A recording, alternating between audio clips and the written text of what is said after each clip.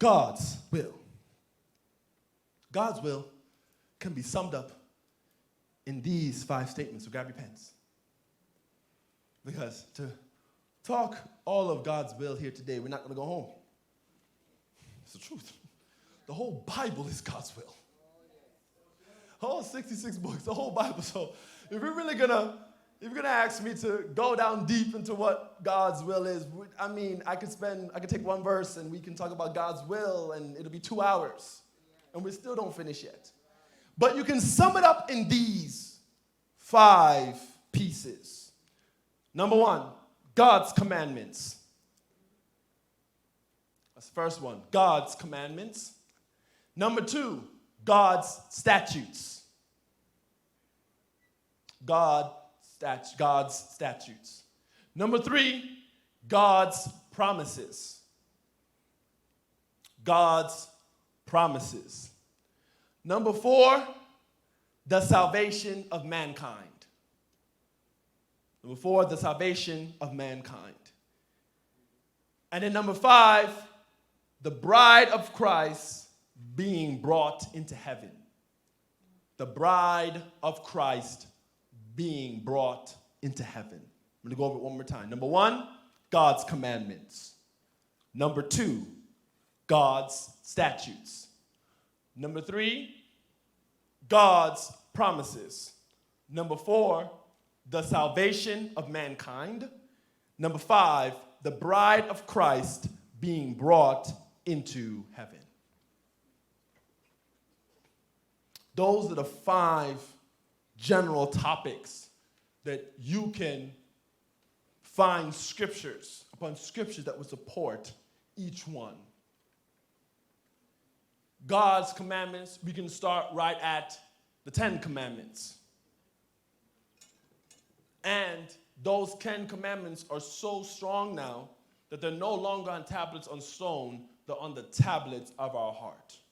So now our very conscience, the basis of our very conscience that we have, and this is something that exists whether you got salvation, yes or no, the very basis and foundation of it is the 10 commandments. That's why when somebody lies, they know they're lying. When somebody steals, they know they're stealing, they know it's wrong.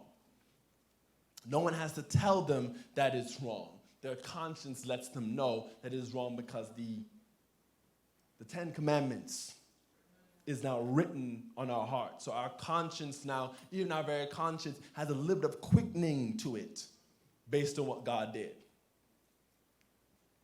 God's statutes, what God stands for.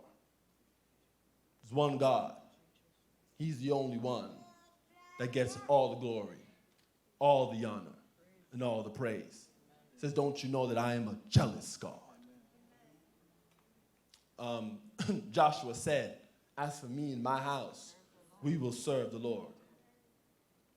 Righteousness and holiness, those are God's statutes.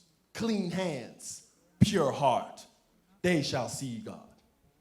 Blessed are the meek, for theirs is the kingdom of God. Blessed are those who hunger and thirst after statutes. Those are all of his statutes. Seek for me, you will find me.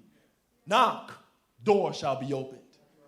These are God's statutes.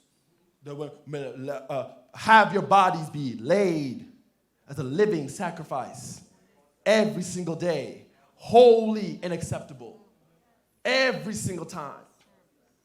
That's what God is saying. These are what you are. This is what you have to live up to. This is the standard. If you want to even change that word, God's standard. That's a more easier word for you to digest.